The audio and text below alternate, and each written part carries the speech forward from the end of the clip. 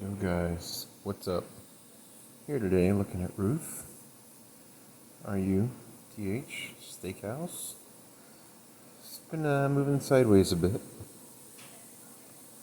And I want to make some cash flow.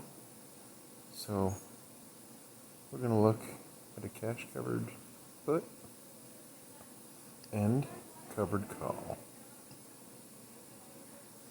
See what kind of premium we can get. Pretty decent here. Alright, let's go with the call. You can see I've got 500. So each call is 100 shares. Alright. Let's see if we can get this 55. Yeah. That's not bad, right? Let's get some cash flow going. Can't beat that. Alright, see if market will take it. Hit the button, $100. Alright, not bad, I guess.